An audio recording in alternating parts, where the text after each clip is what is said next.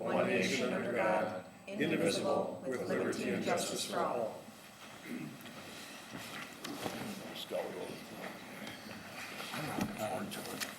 We've got one quick announcement I'd like to make. On Monday, the 22nd, there's going to be a community conversation titled Respect, Stop Sexual and Domestic Violence.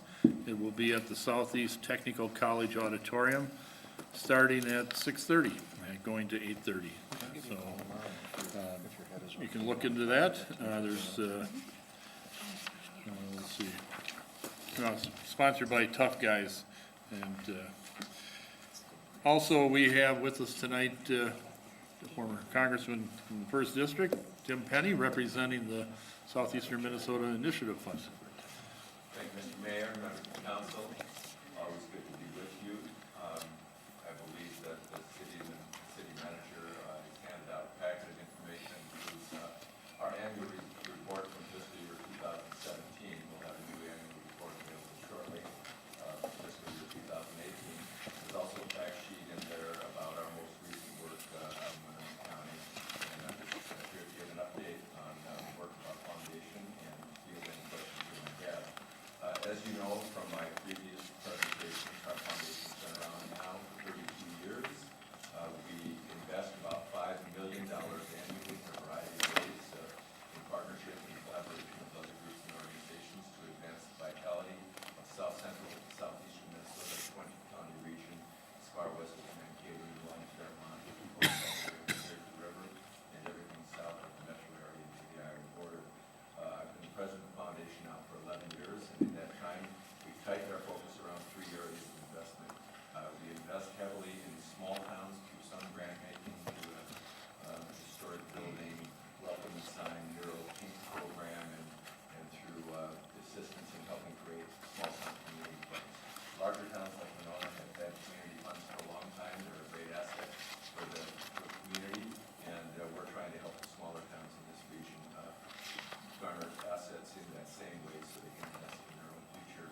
St. Charles would be the nearest community fund here, but we've got 6 community funds in Fillmore County. We're now working with Houston and Spring Grove to bring about community funds for those communities nearby, but 28 community funds altogether, and we keep adding 1 or 2 funds every year. The bulk of our work, though, is done in 2 other key areas that are really important for the future of our region. One is early childhood. We invest in that in a variety of ways. As an example, every year we're allowed to hire as many as 20 AmeriCorps workers. It's kind of like the domestic Peace Corps. 2 of those have been placed here in Winona County regularly over the last number of years. They work in the Head Start sites here, one in Winona and one in St. Charles. We actually train them up and they serve as a teacher aide, helping these kids get ready for kindergarten. We also do a number of grants. Last year we did a $10,000 grant to the Winona Early Childhood Initiative for them to invest in instruments and tools to help kids get ready for kindergarten. We also give away thousands of books every year, and in the last year we gave away 11,500 books to SEMCAC, to Winona SEMCAC Head Start, and to Winona Sunrisers Kiwanis for early learner reading programs. In addition, we provided books to communities outside of Winona, including the Labor Learning Center and St. Charles Public Schools. And then we've done early childhood provider training programs and offered those training programs here in your county in the past year. And we have an annual early childhood training conference that we offer in late October every year. It'll be coming up 2 Saturdays from now in Owatonna. We get about 400 early childhood providers attending that. They get their continuing education credits at this event. It's a real asset to the region to work in partnership with others to offer that annual training. A lot of our work in the last 6 years has been benefited by June Renke, who works at Winona State. Is very active in early childhood issues, both here and at the state level. She left our board in July. We could extend her term, but it's a 6-year limitation. But we do appreciate all the work she provided over that time. Our second big area of work is entrepreneurial support, and we do that in a number of ways, including grants, several to Project Find, to help them advance their work and the work of new immigrant entrepreneurs in your community. We also have a training program for early childhood or for local foods producers and processors. Whitewater Gardens, Rolling Stone, Whittemar, integrated, let's see, Jade Community Acupuncture, and Integrated Hands Therapeutic are also involved in these training programs because they are minority business operations. And then we have an annual local foods feast festival that we host at the Rochester Civic Center every year. There are about 100 exhibitors, about 1,500 people come through, learn more about local foods, and to make purchases, and we get 40 or 50 institutional buyers, grocery stores, restaurants that come to that event every year and purchase contracts as a result. We recognized Project Fine at our annual luncheon last week. We also recognized CEDA, which is a regional economic development entity, for our partnership with them in a variety of ways. And then we do some business lending. And most recently, we issued an additional loan, in addition to some earlier loans that we provided to Bluff Country Food Co-op here in town. And we also were involved with bringing Envirolastic to the industrial park out by St. Charles. Two other quick items. One is that we were involved in funding Forecast Art, and your city administrator can tell you more about that. He's probably shared that with you at other sessions. And then a week and a half ago, I came here to the Blandon class as they returned from their Blandon leadership training, and made them aware that every time a class comes back from Blandon leadership training, we offer a $10,000 grant to a project or more than one project that grow out of their leadership experience. And so down the line, those dollars will be flowing your direction. So that's who we are and what we do, with some examples of our more recent work in York County, and particularly your city, and happy to answer any questions you might have. I do thank you for your ongoing support. We raised about 10% of our $1 million budget, or $5 million budget from local support, counties, cities, corporations, banks, and individuals, and you've been generous over time, and we appreciate that. Well, you do a lot of good work, and it's very much appreciated. Are there any questions, Steve? Also want to make sure that we recognize the fact that you contributed to our new co-work space, which will be opening next month, called the Garage. So we really appreciate that to help us with some programming. Thanks for catching my omission. I meant to mention that. Well, we expect to have you there as a keynote speaker, so. Yeah, everything we do, we try to do in partnership and collaboration with others on the belief that the sum is always greater than the part. Okay, well, thank you very much. Thanks for having me. Thank you. Thank you. That's all I have. City manager? I have nothing, Your Honor. Okay. Roll call? Mayor Mark Peterson, Here? Councilmember Thurley, Here. Craig, Here. Alexander. Here. Iden. Borzakowski. Here. Schulmeyer. Here.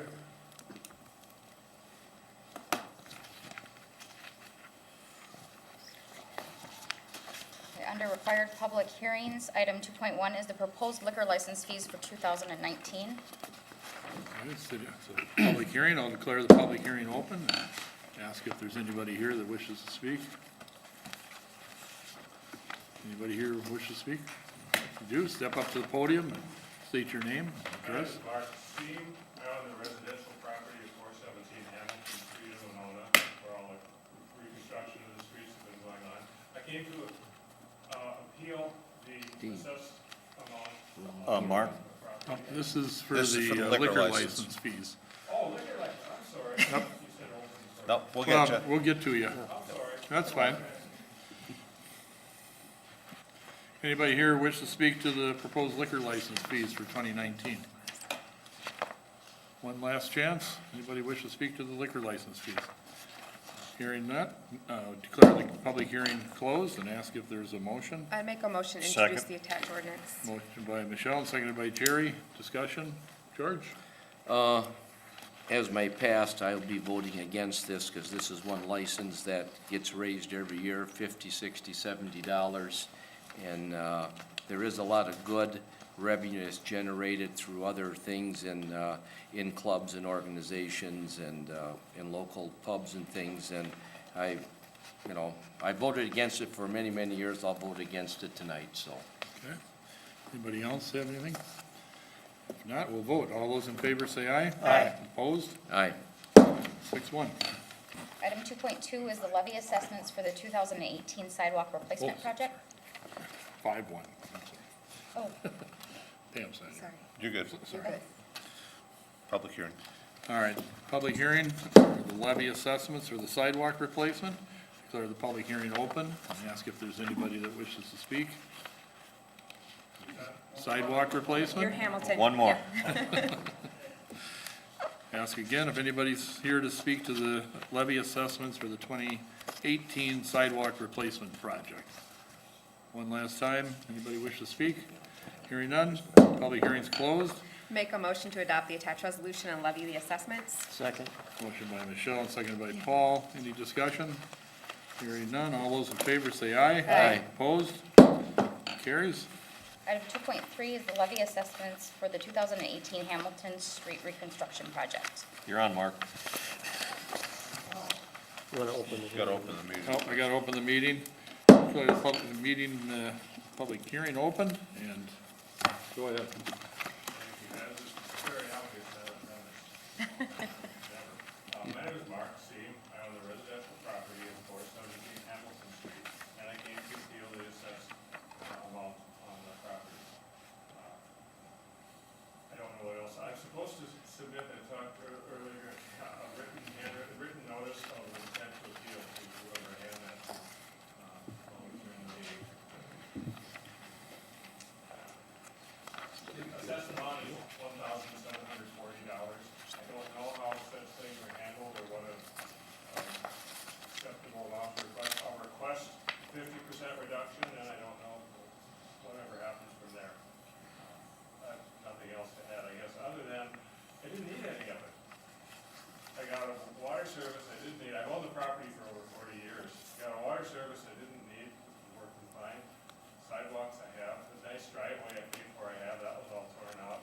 Got all that. The guys doing the work did nice work. They're nice bunch on working on the streets. Just didn't need any of that. The one thing I really would have liked to have had and asked a long time ago about it, but it wasn't going to happen. All the sewers along that area and that street are in your basement. The sewer is about this high off the basement floor. Nobody has a drain in their basement floor, so if the water floods, it's going to come up 2 feet first, and you have a swimming pool, then it will enter out, it exit from whatever drain is in the house. And I was hoping with that new street, that all new sewer lines, they would lower things a couple of feet more, or whatever it took, so we could have real drains exiting the basement floors. And that, the one thing that would have really been a huge improvement to, I think, a lot of houses there, wasn't done or considered for whatever the reasons, I don't know. Other houses, you go off of every direction everywhere else, and it seems from my limited asking, they have drains in their basement floors. It's all done now, and it's gonna be that way for a long, long time, I guess, so that's just the way it is. Nothing else, thank you. Okay, thank you. Chris? Mayor and council, just for purposes of process, once you've received an objection, you have to pass upon the objection at this hearing tonight.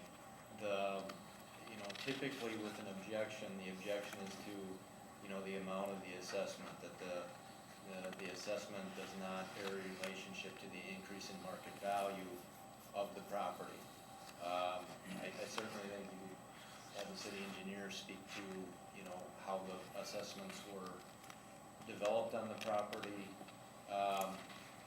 But in terms of Mr. Seam's objection, there really would need to be more to what he's objecting to, as opposed to just objecting to the amount and wanting it to be decreased. There would have to be some deficiency in the assessment, some problem with the methodology with the assessment, something like that. To appeal an assessment, typically you need an appraiser. The appraiser then does an evaluation of the property, increasing the market value to the property in comparison to the amount of the assessment, and then makes a determination about that those two things are not equal, or they don't equate. So there's no benefit to the property, or the benefit to the property doesn't equal the amount of the assessment. So that, I don't know if Mr. Seam has other arguments that he wants to make, but those would be the arguments that you would need to hear. And barring that, you'd have to decide whether or not you're going to modify his assessment or deny the objection. But that would need to take place here tonight. Okay. Brian, do you want to add anything? Brian, maybe you could speak a little bit to this technology. And also the question of replacing the service line.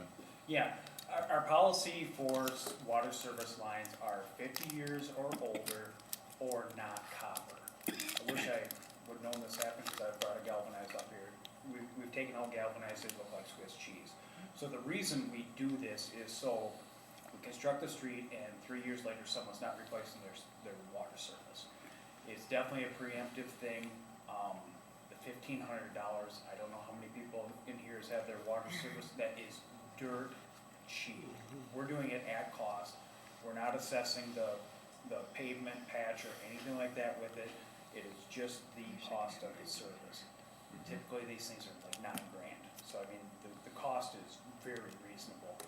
And that way, I'm not sure on his particular, whether he was over 50 years or if he wasn't copper, but it's definitely cheaper in the long run to do it with the project. Regarding the sewer elevations are what they are.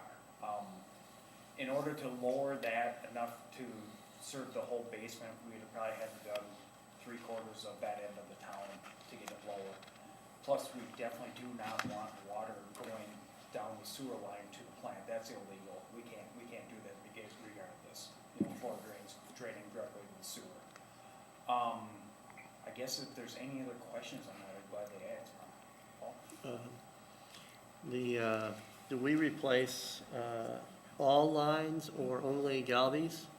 Only galleys, or if they're more than 50 years old. We don't replace copper lines that are. We did replace one copper line with this one, because it was the first one I've ever done that was over 50. It was Oh, we had a early 50-year-old 80s. copper line, okay, Or early 60s, but anyhow. all right. George? In regards to his sewer line, are all the sewer lines in that particular vicinity high off the ground like he's speaking of? They're or- fairly shallow. The sewer there's 5 to 6 feet deep. It's a gravity system, so you need to have a high end to go to the low end. And, as the slope of the road goes down closer to the tracks and the sewer's going up, they're fighting each other. So it's getting shallower as you get closer to 10th Street. Because I know when this project first came up, and I think I might have mentioned with Keith, whatever, in different projects, when they're excavating like that and they're gonna do the water lines, were these people notified that they could do their sewer line if they had a bad one? We saved a couple long runs because of it. Okay, We replaced all the sewer with this one too. okay. But I'm talking the sewer lines from their house to the We main. replaced every sewer line to the property line because they were clay and stuff like that. Okay, But not the main. We did the main also. Main's new. Just we couldn't. You couldn't lower it.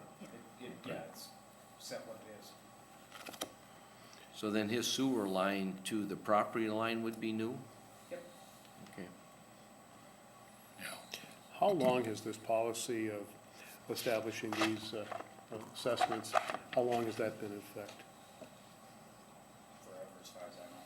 Okay. It's been a long time. Yeah. The common practice, it's nothing new for this project then. Yeah, and like I say, it's at cost. It's not any other numbers into it.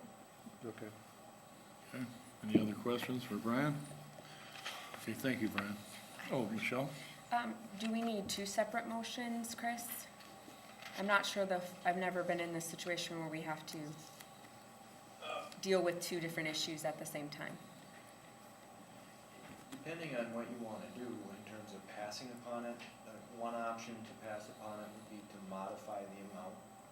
Obviously, you need some sort of rationale to modify the amount for this particular property versus all the other properties that are similarly situated. So that would be one option. The other option would be to adopt the assessment rule as is, which of course would be passing upon or denying the Okay. objection. Okay. Thank you, Can I Chris. speak again?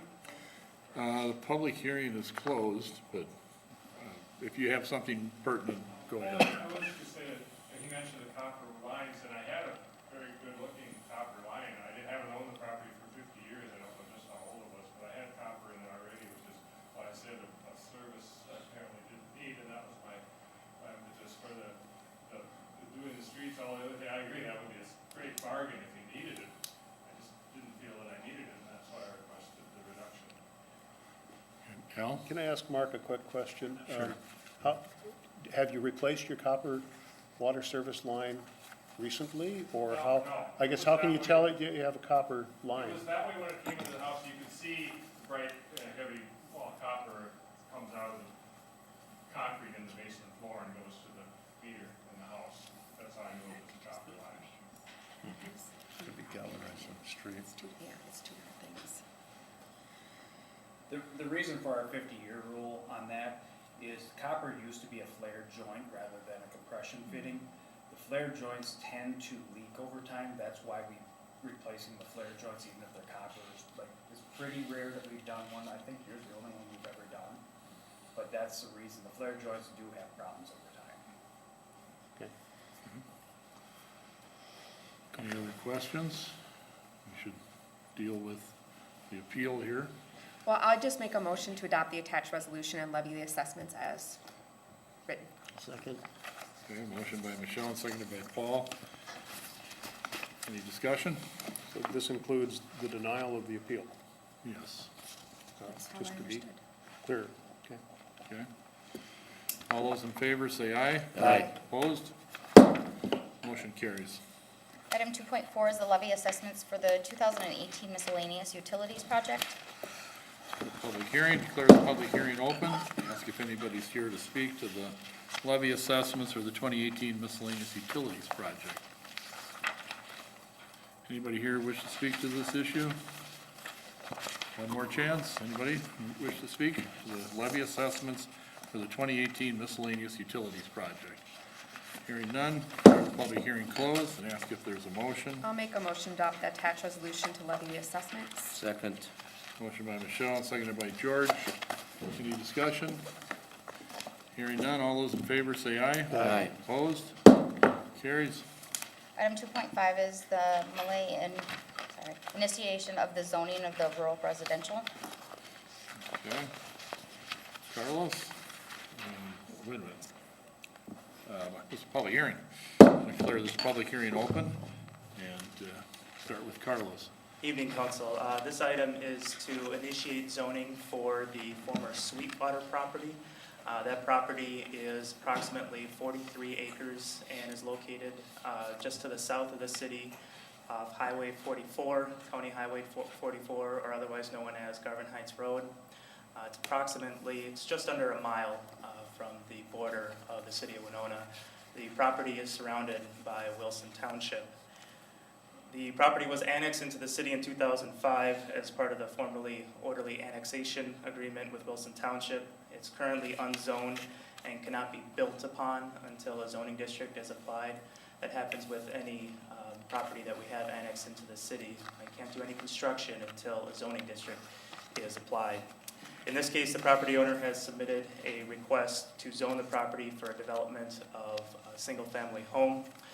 In September, the Planning Commission voted unanimously to recommend approval of the rural residential zoning district, given that it's supported by the comprehensive plan and also because nearby city properties have the same zoning. So you'll see the location of the subject property here.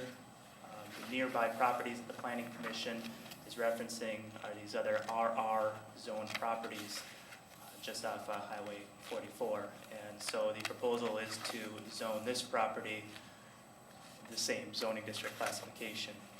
Again, the purpose, the petitioner is requesting to construct a single-family home on the property, but conceptually, the RR zoning would allow some type of low-density development, which is supported by the comprehensive plan. If it was low-density development, kind of a subdivision per se, the parcels would have on-site utilities because utilities and just about a mile kind of in this area here. So if there were a subdivision here in the future, it would be on-site utilities for about 10 to 12 homes in that area. But again, that's not the subject of this. The request is coming from the property owner who would simply like to build a single-family home on the property at this point. Given the findings of the Planning Commission, in consideration of the item, the following options are available to Council. First, we approve the request as submitted. Under this option, a motion to introduce the ordinance provided in your packets would be appropriate. You could also deny the request, modify the request to a different zoning district, or table the item if needed. Thank you. Carlos, could you point out for the council with the pro-grow plan subdivision? Sure. So recently we had a comprehensive plan and zone change come in for the ProGrow property, which is, I'm outlining right now. It was zoned AGNR, and it was approved to be rezoned to R1. And that would facilitate a similar type of development as the Crestview subdivision on the north side of 44. But it's way up there. Correct. Okay. Yep. Thank you. Can I ask a quick question, Carlos? What is the slope of that area? I know you had a map in there, but as far as it affects the buildable area and the slope ordinance and things. Sure. So this parcel is subject to the bluffland protection ordinance. It gets pretty steep in here where you can see where it's currently not being tilled. Right now it's being used for agricultural crop purposes right now. In this area, it's too steep to build. Also in this area here, our bluffland protection ordinance does require what's called a land disturbance activity permit. If you want to put a house, as the petitioner does, would like to close to that undevelopable area, and that land disturbance permit is reviewed by the Planning Commission. Great, thank you. Thank you, Carlos. Anybody else here wish to speak to this issue? State your name and address. I'm Leon Bowman, next door neighbor, also a Wilson Town Sheriff. I sat in this room before, and when you did your housing task force, and when this originally started, we were looking at unit A natural resources. It wasn't zoned at all. And I got two comments, in 13 years, if that's been the city, never give a consideration onto doing the zoning on it.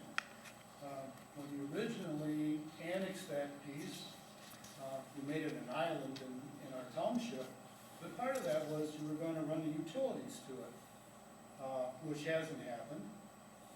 Now you're gonna rezone this, and I'm gonna vote, I can't vote, I'm sorry, but I'm gonna recommend that you go with the rural residential, just because of the fact that that's looking towards the future, if the landowner wants to do that. So that, I'm gonna speak on that behalf, but the other part is that it's sort of been a lost entity as far as the city is concerned, as far as getting anything to it. And now you're looking at it down the road, and I'll be back, if down the road it gets to be a housing addition, with its own septic and its own wells. Because part of the city's responsibility, in my opinion, is that you need to be furnishing the utilities, because that's why you got this property to start with, is to furnish that, and that hasn't happened. So I'm gonna back the rural residential, that coming from a neighbor and looking out for the landowner. But if you decide to do anything, or he does, we will be back, and we'll have some serious discussions on getting the utilities to them. Thank you. Okay, thank you. Anybody else here wish to speak to this issue? One last chance. All right, declare the public hearing closed. Ask if there's a motion. I'd make a motion to introduce the attached ordinance for adoption and to accept the three attachments of the ordinance to zone rural residential, the planning commission item in the commission minutes. I'll second that. Motion by Michelle and seconded by Al. Any further discussion? George? Yes, just one question. Mr. Bowman, from reading our minutes here, when the planning commission had these hearings, it says no one from the public came forward to speak for or against this development. And now tonight, we have some mixed emotions on it. Why was no one at the planning commission with any of their concerns? Because I was not notified except through Carlos. My mother got a letter on it, and, because that's her property right next door. Okay. I live within a quarter mile. That's why, but I came down here to voice a little concern. I also came down to voice the fact that the utilities are not being furnished, and you're using land that's agricultural now. But the thing with it is the utilities from the city, to me, they should be going there instead of septic. That's one of the biggest problems we got in the county, is septic. So, it's just a concern. Okay, okay. Thank you. George? Just a question, there's no homes being built there as we sit right here, and when that plan does develop, is it, I'm sure it's our long-range plan to take utilities out that way? Not to have you come up with a direct yes Sure, or no, no but, problem. The comprehensive plan does direct this area to low-density development, and then a little bit more intensive development just to the south of here. So eventually, what the comprehensive plan has in it right now would entail utilities extending to this area. But the comprehensive plan adopted in 2007 projects out to 2030. So it's just something looking at the long-term vision for the expansion of the city of Winona. But right now, there is no construction going on at the site. They would need to do the zoning first before we had any type of further approvals or review for this property to build a house on it. Okay. All right, any further discussion? Hearing none, we'll take a vote. All those in favor say aye. Aye. Opposed, same sign. Carries. Under petition, requests, and communications, item 3.1 is the request for a handicap parking at 202 East Howard. Make a motion to introduce the attached ordinance. Second. Motion by Michelle, seconded by Paul. Any discussion? I just have a question. Just based on the letter from this constituent, related to, there are some comments related to the alternate side parking, and having a handicap, my question is, having a handicap access in front of their house, that resident still needs to move their car? Yeah, I think what they're saying though is by having the handicapped in front of their house when the alternate side happens and the cars move to their side, they're safe. So they're not worried about their cars moving, Got it. they're worried about getting their kids into the buses safely Right. and, Yep, Yep. I see I- it, I yeah. see it in that light now, okay. Any other discussion? We'll vote. All those in favor say aye. Aye. Opposed? Carries. Item 3.2 is request to remove the handicap parking at 223 Center Street. I would so move to approve, introduce the attached ordinance. I'll second it. Motion by George and seconded by Al. Discussion? Michelle? I'm just wondering if we gave any thought to how the Y is planned to be used in the near future. I understand the autistic center is going there. Is it possible they may want handicap parking? And then we're gonna remove it and they're gonna come back and request to put it back in? It's possible, that you might not be the right spot for them though. Okay, I think this is just kind of a housekeeping item. Okay. And then if they address it, we address it then. okay. I have no problem. Anything else? All those in favor say aye. Aye. Opposed? Carries. Under new business, item 5.1 is Winona Information Assistant and Referral Program. I make a motion to authorize administration to sign the grant agreement. Second. Motion by Michelle, seconded by George. Discussion?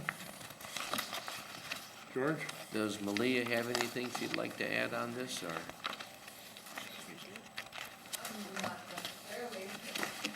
Okay. Senior advocacy grant. I've been here 25 years, so the grant has been with us for probably 30, maybe longer. Okay. Southeast Minnesota Area Agency on Aging, that's the regional money comes down from the Minnesota Board on Aging. Same, we've increased it a bit over the years, and we attempt to get county dollars involved with it as well. So we try to offset the city's portion as much as we can. Okay, thank you. Anything else? We'll vote. All those in favor say aye. Aye. Opposed? Carries. Item 5.2 is the Market Street right-of-way agreements at Lake Park Drive for Chris Arnold and Stacy Mounts Arnold. I make a motion to approve the attached agreement. Second. Motion by Michelle, seconded by George. Discussion? Al? Just kind of curious about,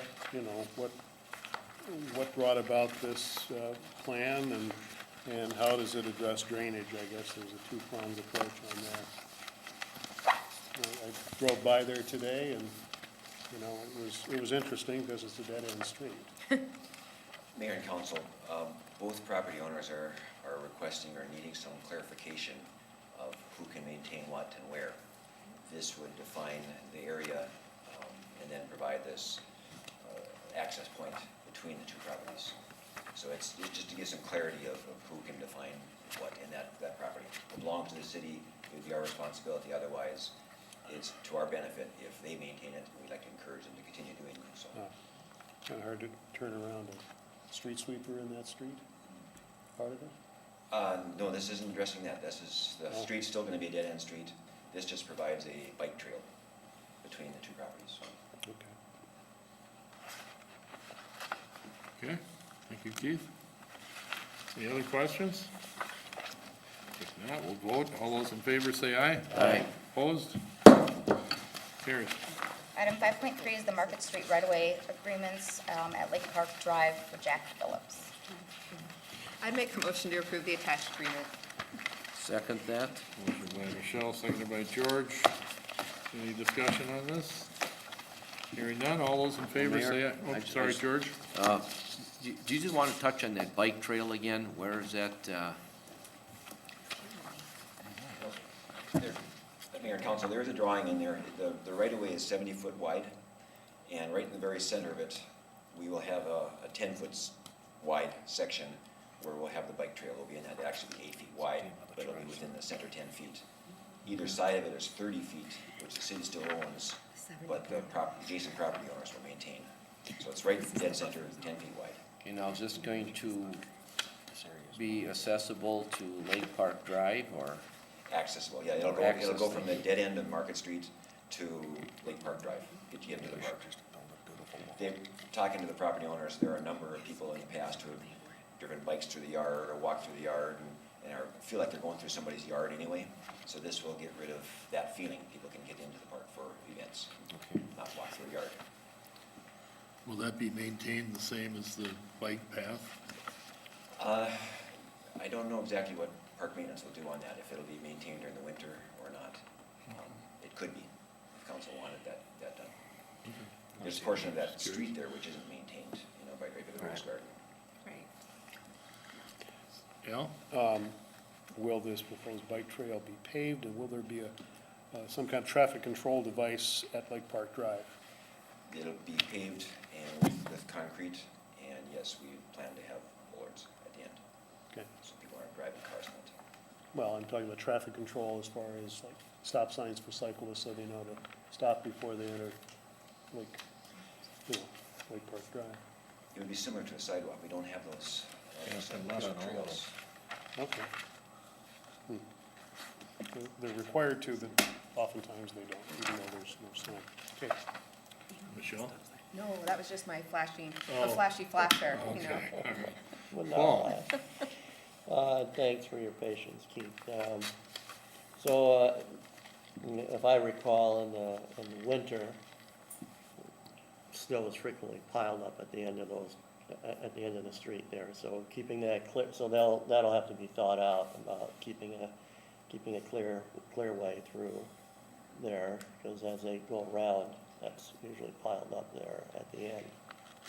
I would anticipate that it's not maintained during the winter, that it's mainly a summer use for races and events and like that.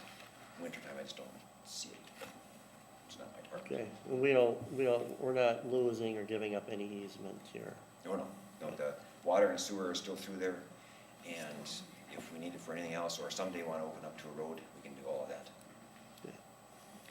I think we would be losing man-hours if we wanted to maintain it far more than it is right now. You're right, it would also be a problem to some of the neighbors too, if we started to maintain it, because then the snow that they're moving would have to be taken in a different spot.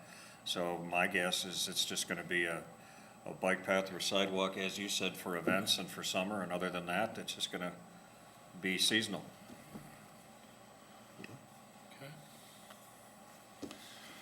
All right. Ready to vote? All those in favor say aye. Aye. Opposed? Carries. We'll skip item 5.4 and then move right on to 7.1, council concerns. We'll start over there with Paul.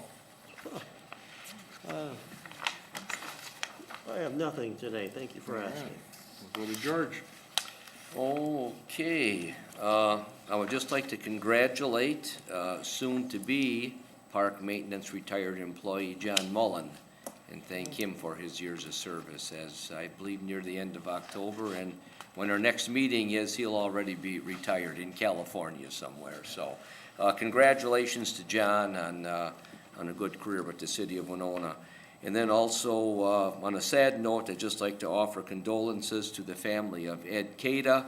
Ed's wife Barb passed away here last week, and she was very much involved in our community, in her church over at St. John's on Broadway, and very, very respected and well wife, mother, and grandmother. Thank you. Thanks, George. Michelle? Just a reminder that our Japanese guests will be here October 24th. There'll be a City Hall welcome at 10 a.m. on the 25th, right here. And then on Saturday, the 27th, at the Historic Society, there'll be a Japanese fair open to the public. Tickets are limited and they are affordable. You can buy them at the door ahead of time. And any money raised will go to benefit both the Historic Society and the WIFA organization for future fairs. That's all I have. Okay, Jerry? Only one item. I agree with Councilman Borzakowski on congratulating John Mullen. He well-deserved retirement. And I've lived on Sioux Street now for 19 years, so for the last 19 years, I've had an opportunity to wave to John just about every single morning and sometimes stop and discuss city business as he's driving the trash truck and I'm on my way to work, so I'm gonna miss that. So, congrats, John. Al? Nothing tonight. Okay. Under consent agenda, there's one item. It's the approval of the October 1st minutes. Move to approve the consent agenda. Second. Motion by Al, seconded by Michelle. All those in favor, say aye. Aye. Opposed? Carries. Mayor, I move that we close the meeting. Well, I have a statement I need to read Okay. first. The agenda item for this portion of the regular meeting is to develop or consider offers or counter offers for the purchase of real property, Central School located at 317 Market Street. This portion of the properly noticed regular meeting of the City Council of the City of Winona will be closed pursuant to Minnesota Statute Section 13D.05 Subdivision 3C. Now I'll entertain a motion to close the meeting. So moved to close the Second. meeting. All right, motion by George, seconded by Michelle. We will now go into closed session. We got a vote? Yeah, I guess we should. All those in favor of going into closed session, say aye. Aye. We're in closed session. Yeah, it's all in the details.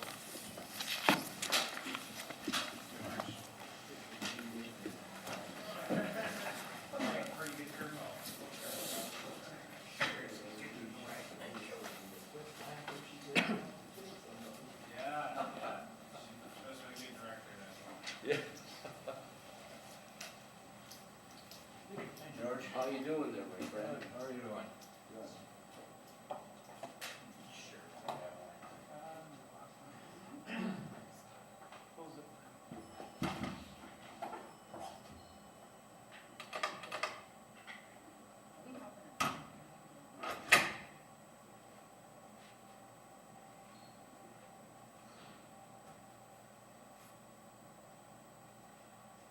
Hey, guys. Nice, Carlos.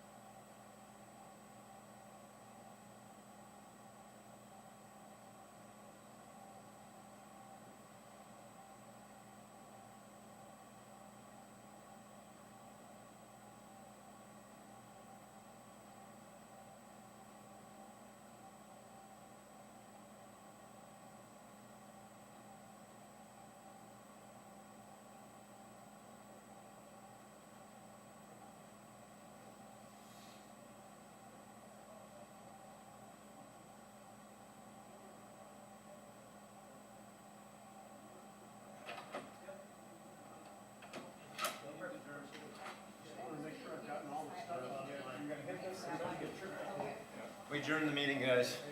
So, no action.